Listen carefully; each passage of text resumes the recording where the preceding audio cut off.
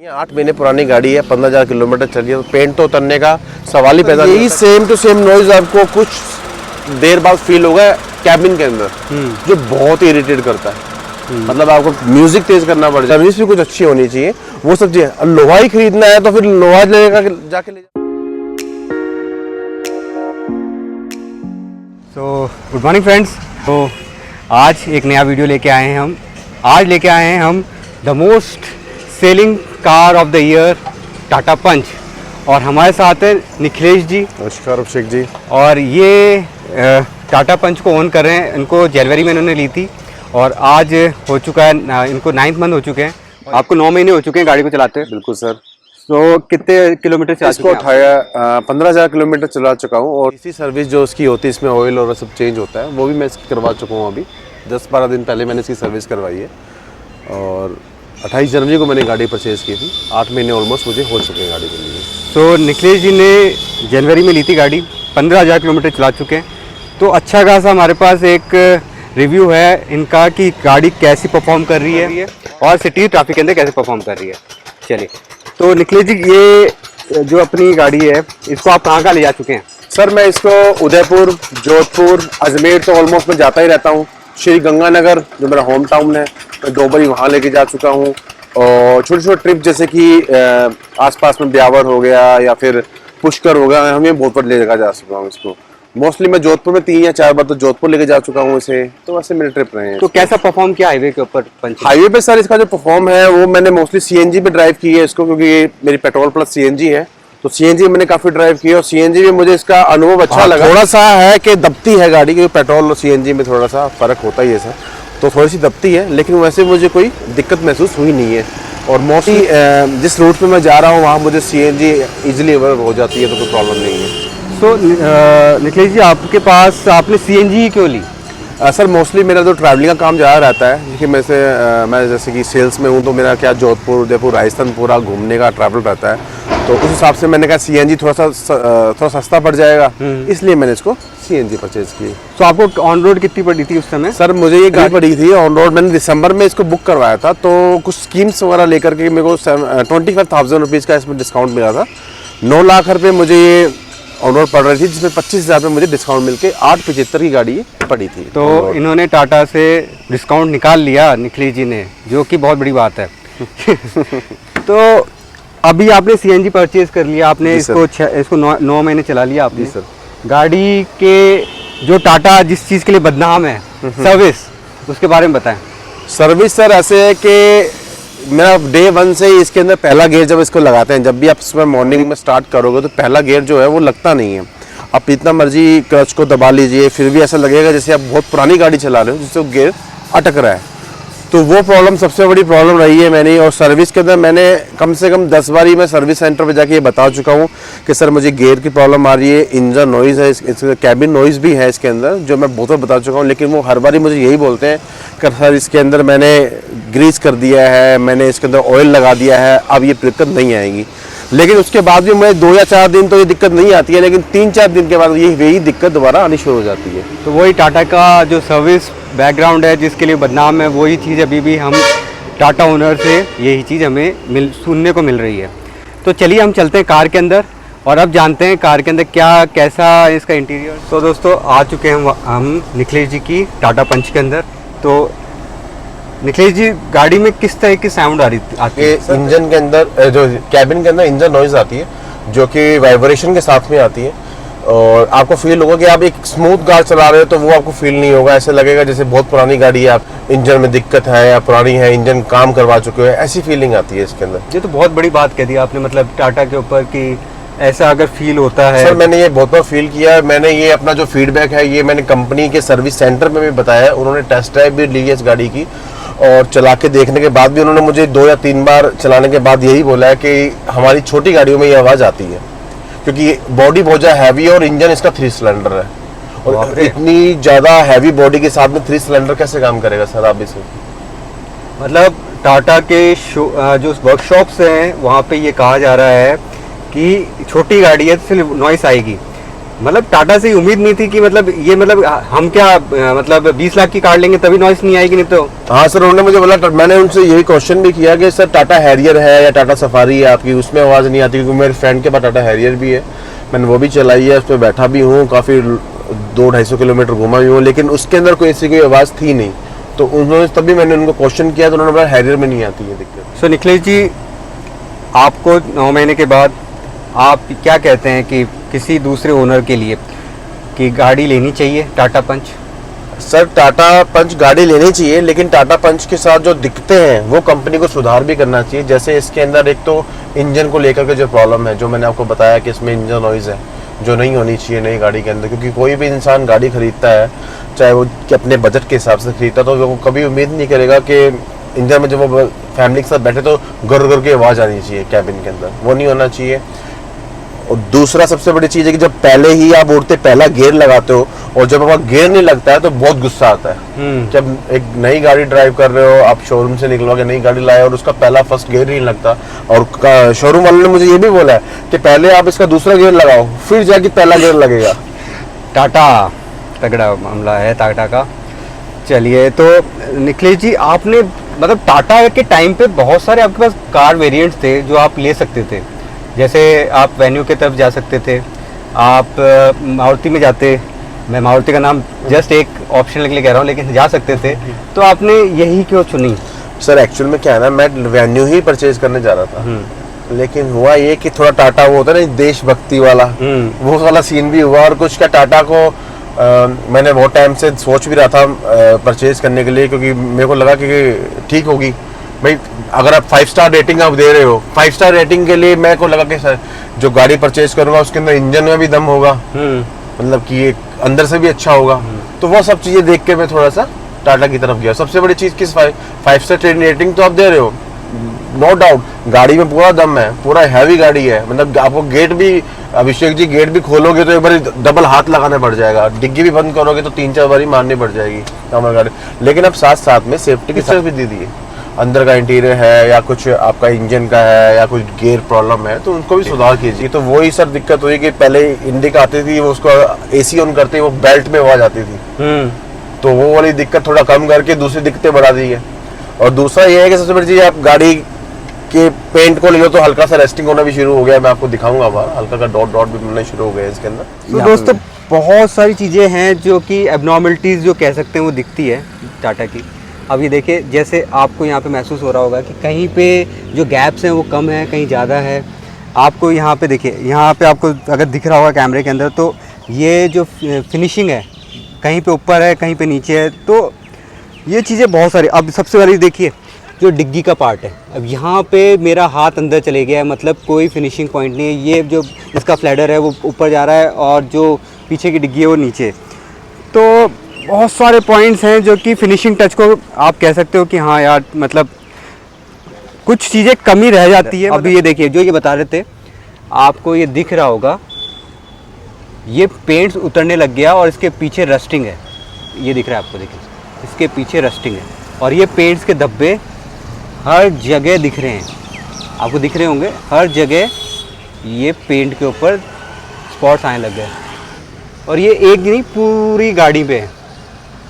अभिषेक जी, आपने देखा होगा पेंट को लेकर के, कोई गाड़ी पुरानी नहीं है, 8 महीने पुरानी गाड़ी है, 15,000 किलोमीटर चली है, तो पेंट तो उतरने का सवाल ही पैदा नहीं होता किसी भी गाड़ी का। अपन मारुति को भी लेते हैं तो उसका पेंट भी इतना जल्दी नहीं उतरेगा, ठीक है। इसके अंदर हल्का का डॉट बनना शुरू हो गया, जैसे मैं आपको ये दिखाऊं, सबसे बड़ी चीज तो देखिए, अब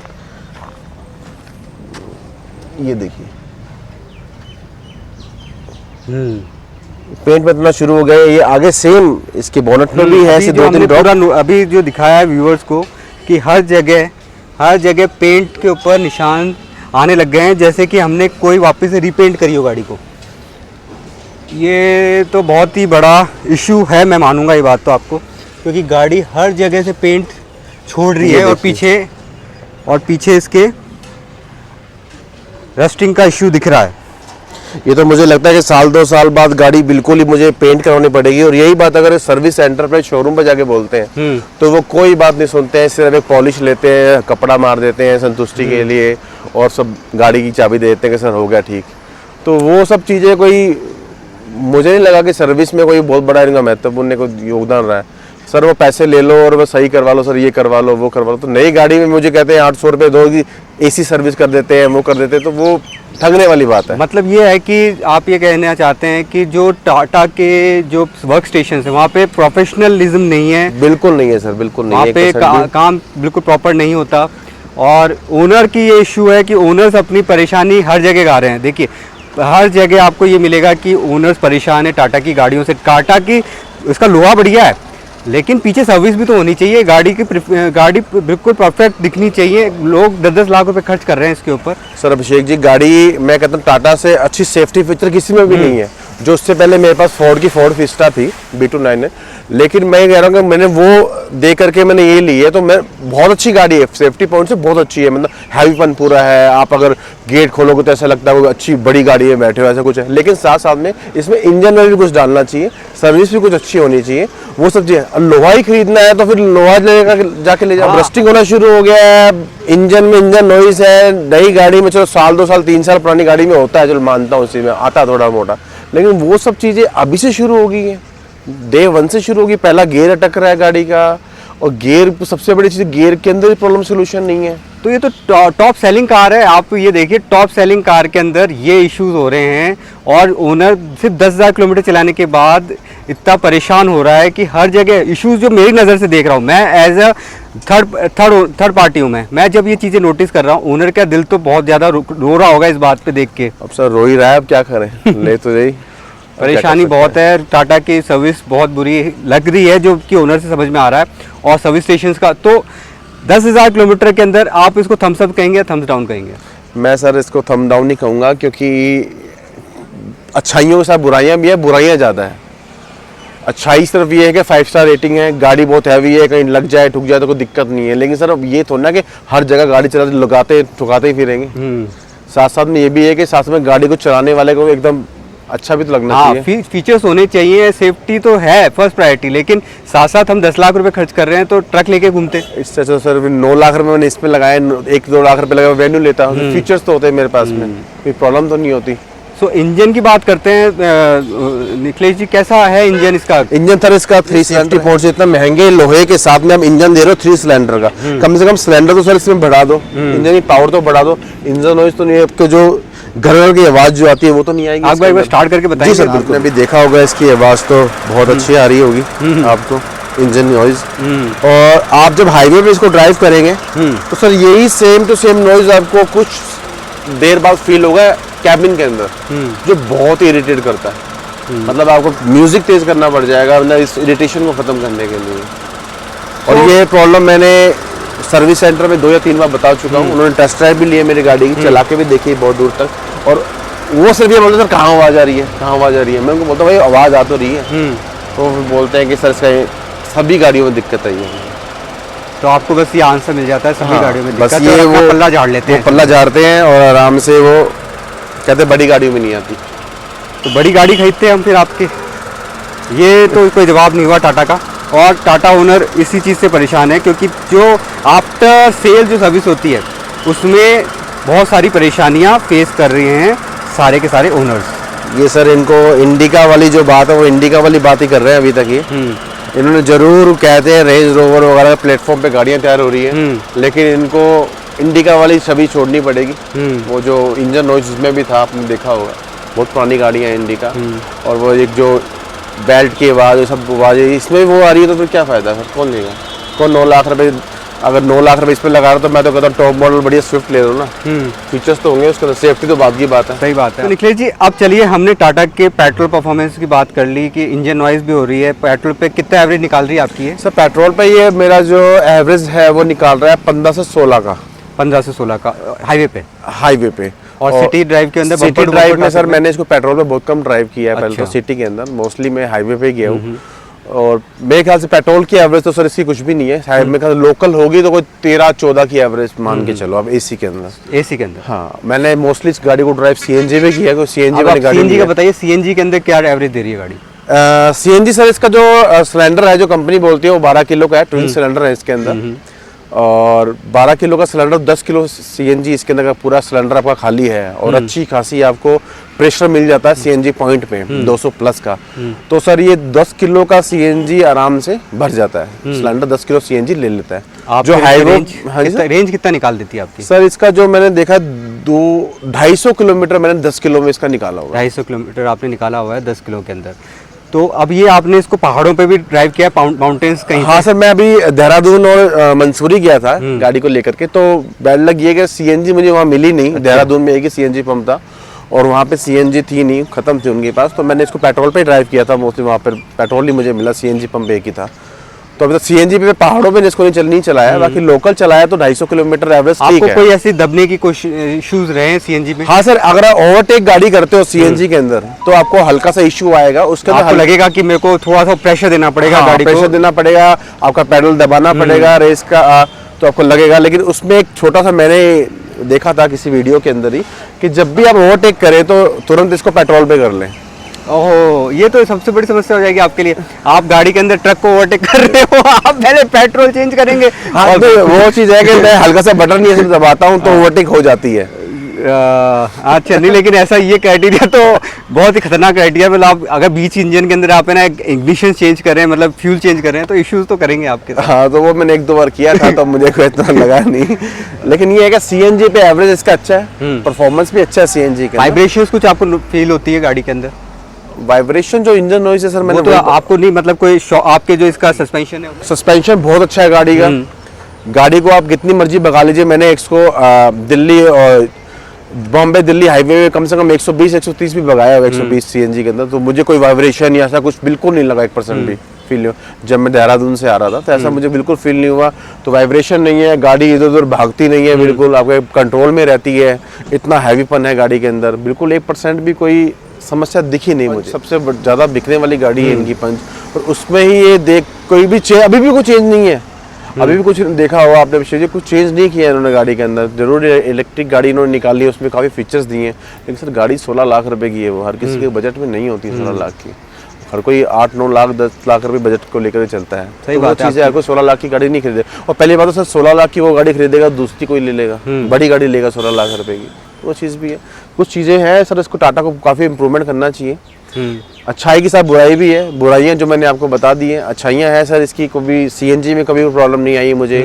सेफ्टी पॉइंट बहुत अच्छा है सीएनजी को लेकर के। अगर काफ़ी सेंसर है सीएनजी में, अगर आपका पेट्रोल का ढक्कन खुला रहेगा तो गाड़ी आपकी स्टार्ट नहीं होगी जैसे। उसके बाद में कोई भी आप सीएनजी अगर डलवाते हैं इसके अंदर, कोई भी स्मेल नहीं आएगी सीएनजी की। मतलब सीएनजी डलवा कर गाड़ी डलाओगे तो कोई स्मेल नहीं है, कुछ भी नहीं है, आपको पता ही नहीं होगा। अगर किसी को बता दो कि सीएनजी पे है तो पता लगेगा सीएनजी है, लेकिन ऐसा को पता नहीं होगा फील अंदर बैठने के बाद वो सीएनजी पे है। तो ये तो एक बहुत बड़ी पॉजिटिव बात है कि सीएनजी के अंदर, गाड़ी के अंदर फील नहीं होता कि सीएनजी पे गाड़ी चल रही है। आपने निखिलेश जी से सुन लिया टाटा का, इन्होंने जो 9 महीने के अंदर 10,000 किलोमीटर अबो इन्होंने गाड़ी चला ली है। तो आपको पता पड़ा होगा कि गाड़ी के अंदर क्या पॉजिटिव पॉइंट्स हैं और क्या नेगेटिव पॉइंट्स हैं। अगर आप प्लान कर रहे हैं नई टाटा लेने की या टाटा पंच लेने की, तो मैंने ये कोशिश करी है कि आपको ये चीज़ महसूस हो कि क्या क्या इश्यूज आ सकते हैं आफ्टर सेल्स, क्योंकि एक ओनर ही आपको दिल की बात बता सकता है और आप तक बातें पहुंचा सकता है। आप जब नई गाड़ी का रिव्यू लेने जाएंगे, कुछ भी करेंगे, तो उसके अंदर कभी भी आपको आफ्टर सेल्स की चीज़ें नहीं बताई जाएगी, क्योंकि आपके क्या होगा, सेल्स तो सिर्फ जब तक है जब तक आप गाड़ी ले रहे हैं, लेकिन आपको गाड़ी 5 साल चलाएंगे, 6 साल चलाएंगे, तो आफ्टर सेल जो वर्कशॉप से जो टाटा की सर्विस है उसके ऊपर सबसे ज़्यादा ध्यान देना पड़ता है, और वो चीज़ में बहुत सारे इश्यूज़ पाए गए हैं। तो अगर आप गाड़ी प्लान कर रहे हैं टाटा की, तो ये मैंने कोशिश करी है कि आपको ये पॉइंट्स, आपको नेगेटिव्स और पॉजिटिव दोनों मिल सके। निखिलेश जी का बहुत बहुत शुक्रिया कि वो चैनल पे आए और उन्होंने अपने जो रिव्यूज़ हैं वो बताए उन्होंने, और बताया कि उनके साथ क्या क्या प्रॉब्लम्स फेस कर रहे हैं वो टाटा से, और क्या क्या पॉजिटिवनेस है। थैंक यू निखिलेश जी, आपने हमारे साथ आए। और फिर मिलते हैं एक नए वीडियो के अंदर एक नए ओनर रिव्यू के साथ। चलिए, जब तक जय हिंद, जय भारत।